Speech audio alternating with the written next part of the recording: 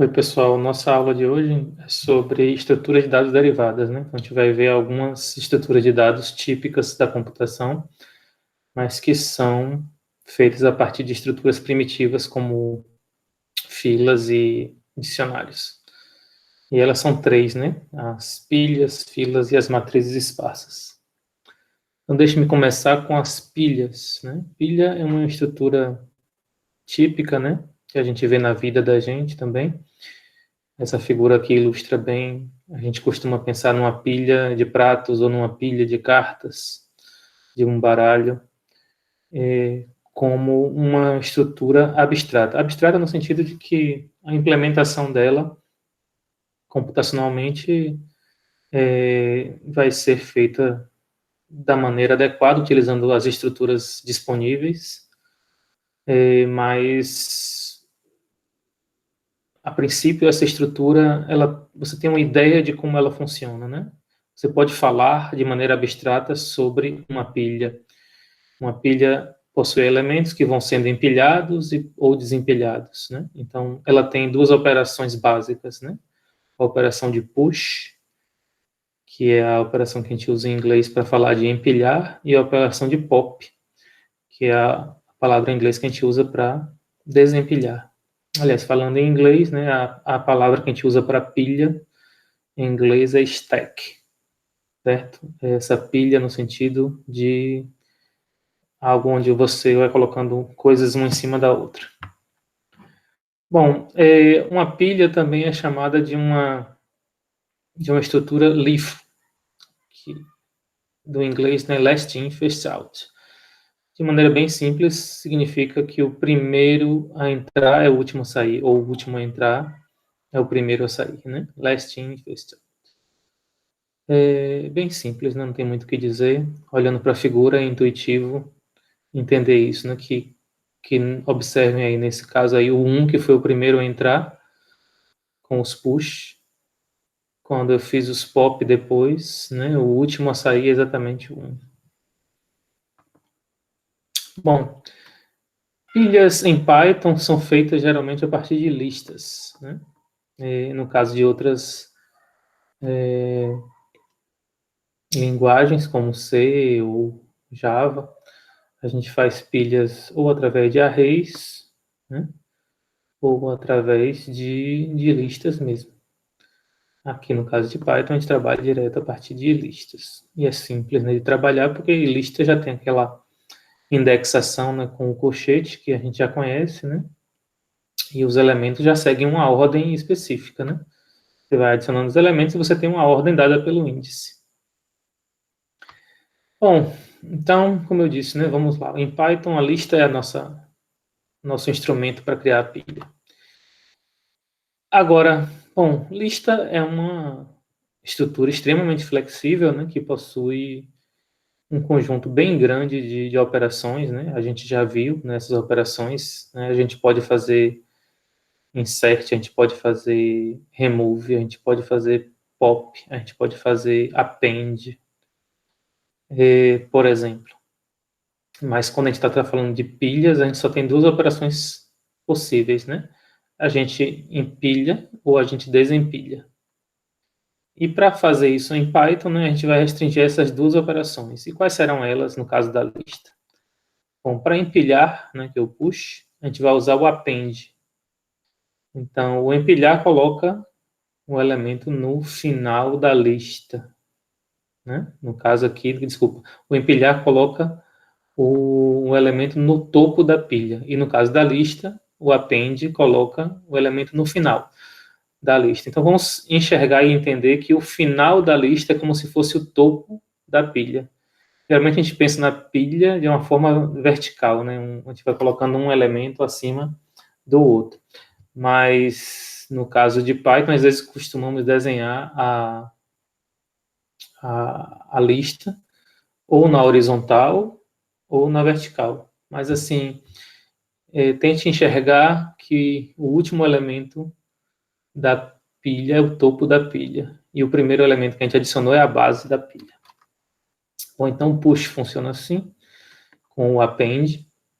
E o pop Bom, o pop já existe em Python na lista, a gente vai simplesmente usar o pop. Repare que para fazer o pop e tirar o último elemento, a gente tem essa possibilidade de não colocar argumento, não colocar um parâmetro na função pop. A gente simplesmente coloca o pop com parênteses vazio, né? Esse pop com parênteses vazio, no caso de uma lista, ele retira o elemento, o último elemento da lista. O que faz todo sentido para a gente, né? Que a gente quer tirar o elemento do topo da pilha. E como a gente convencionou, né, que na lista o topo da pilha será o último elemento da lista, então nada mais natural do que usar o pop sem argumentos para retirar um elemento do topo da pilha. Bom, então é assim, simples, né? Vamos ver um exemplo, né? Aqui a gente cria uma pilha como uma lista vazia. A gente faz um append, então a gente colocou o 10 na base da pilha, depois a gente fez um segundo append aqui, colocou o 6 em cima do 10, né? Então ele está no topo da pilha. E agora eu vou retirar esses elementos. Se eu tirar o primeiro, quem vai sair, né? Aquele que está no topo. Não é o 10, né? É o 6 que eu coloquei por último. Então, quando eu fizer o pilha pop, o elemento que vai sair é o 6. Então, a variável dado aí, né, que vai receber o retorno do pop, vai guardar o valor 6. Se eu fizer o print de dado, ele vai mostrar o 6. Se eu fizer de novo um pop, agora essa variável dado vai conter o elemento que foi retirado. E esse elemento seria o 10. Então, assim funcionam pilhas, né? De uma maneira bem simples, a gente tem essas duas operações. A gente pode fazer appends e a gente pode fazer pops.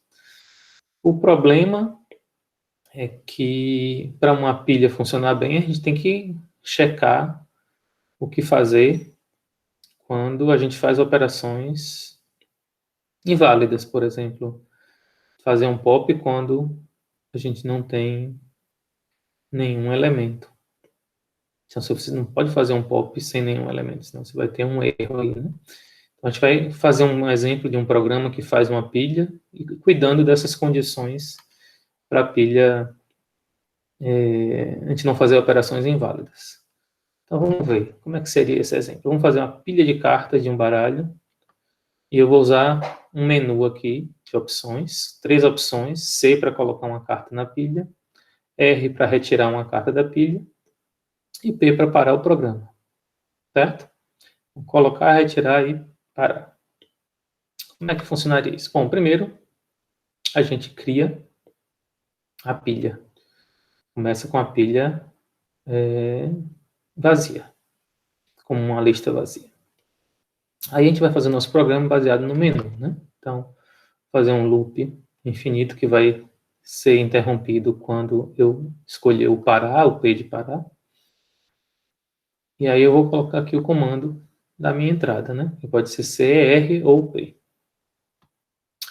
Se o comando for C, claro, eu vou colocar na pilha, né? Então a nossa pilha está vazia. Como é que a gente faz para adicionar um elemento na pilha? A gente vai empilhar, a gente vai fazer um push. Um push, claro, eu tenho que saber o que eu vou empilhar, né? Então vou perguntar ao usuário qual a carta que ele quer empilhar. E aí a carta simplesmente vai conter o número aqui da carta, né? Vamos fazer a convenção de que o AIS vai ser 1, né? Todos os demais do 2 ao 10 correspondente numérico e o valete vai ser o 11, a dama vai ser o 12 e o rei vai ser o 13. Eu poderia também colocar não numéricos, né? Desculpem, né? Aqui nesse caso, a gente na verdade não está nem fazendo essa limitação, né? De numéricos, né? Eu posso guardar como strings mesmo, como caracteres, né? Então eu posso manter, aí desculpem, eu posso manter o AIS como A e usar as letras, né? J, Q e K para valete, rainha e rei. Bom, mas voltando ao que interessa aqui, que é a história da pilha, né? Quando a gente quiser adicionar essa carta na pilha, a gente simplesmente faz o append. Então a gente está fazendo o push nesse momento, né? A gente está colocando um elemento no topo da pilha. Então é bem simples, né? O comando C ele não tem muitas checagens, né? Já o comando retirar, bom, já retirar é diferente, né? A gente tem que checar se a pilha está vazia A gente não pode fazer um pop se a pilha estiver vazia. Então, a primeira coisa é checar se a pilha está vazia. Como é que a gente pode fazer isso? É só checar se a nossa lista está vazia. Uma maneira simples de fazer, que vocês já aprenderam, é checar o tamanho da lista. Se o tamanho for zero, se o len de pilha for zero, você poderia simplesmente dizer que ela está vazia. Mas tem uma maneira mais simples ainda, né? Que a gente vai trabalhar e que talvez não tenha falado antes, que é Python faz aquela convenção, né, de verdadeiro e falso a partir de valores que tem na variável, né? Então, por exemplo, se uma variável numérica tem um valor diferente de zero, a gente considera que aquela variável é verdadeira. E se ela tem um valor zero, a gente considera que ela é falsa.